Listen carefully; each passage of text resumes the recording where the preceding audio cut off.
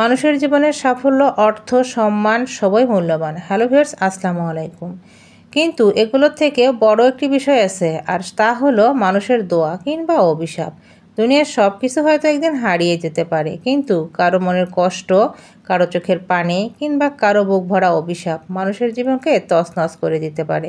আপনি কাউকে কষ্ট দিয়ে কথা বললেন, সে আপনাকে অভিশাপ দিল, তার চোখে অশ্রু ঝরল, সে অশ্রু আপনাকে অভিশাপ দেবে। আল্লাহ পাক বলেছেন, তুমি যার কাছে অপরাধ করবে সে ক্ষমা না করা পর্যন্ত তোমার কোনো মুক্তি নাই। তাই কাউকে আঘাত করার আগে 10 বার চিন্তা করবেন কী করছেন তার সঙ্গে। যদি তার কাছ থেকে আপনার মুক্তি না মেলে, তাহলে মৃত্যুর পরও আপনার কখনো মুক্তি মিলবে না। আল্লাহ তাআলা বলেছেন, যার কাছে অপরাধ করবে তার কাছ থেকে তোমাকে ক্ষমা পেতে হবে।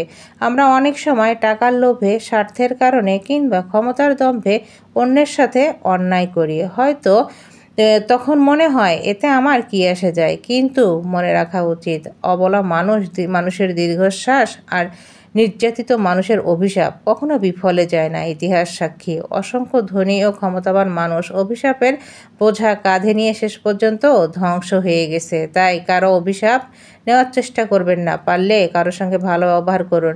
দেখবেন আপনার জীবনটা সুখময় হবে। ধন সম্পদ আজ আছে কাল নাই, মুচি মেতরেরও টাকা পয়সা আছে। তাই মানুষের কাছে দাম্ভিকতা না দেখিয়ে ভদ্রতা দেখান, সহনশীল হন, সহানুভূতি দেখান। একজন গরিবকে ঠকিয়ে ধনী হওয়া, শ্রমিকের ঘাম মুছে নেওয়া কিংবা পরিবারের আপনজনকে কষ্ট দেওয়া, এসব হয়তো সামাজিক স্বস্তি দেয়, কিন্তু ভেতরে ভেতরে তা অভিশাপ হয়ে জমা থাকে। অন্যদিকে যারা মানুষের দোয়া কুড়ায় তাদের জীবন হয় শান্তিময়, কারণ মানুষের মঙ্গল কামনা করা, দোয়া আর ভালোবাসার শক্তি অনেক বড়। তাই নিজেকে প্রশ্ন করা জরুরি, আমি কি মানুষের অভিশাপ কুড়াচ্ছি নাকি দোয়া? যদি দোয়া কুড়াতে চান তবে মানুষের প্রতি সহৃদয় হন, অন্য অন্যায় এড়িয়ে চলুন আর সবসময় মানবিক আচরণ করুন। কারণ মানুষের অভিশাপ কখনো বরকত আনে না, বরং সব কিছু ধ্বংস করে দেয়। অর্থ, ক্ষমতা, গর্ব এসব ক্ষণস্থায়ী, কিন্তু মানুষের অন্তরের দোয়া চিরস্থায়ী। আশীর্বাদ আর অভিশাপ চিরস্থায়ী অভিশাপ। তাই সতর্ক হন। মানুষের চোখের পানি যেন আপনার কারণে না ঝরে, মানুষের চোখের পানির কারণ আপনি যেন না হন।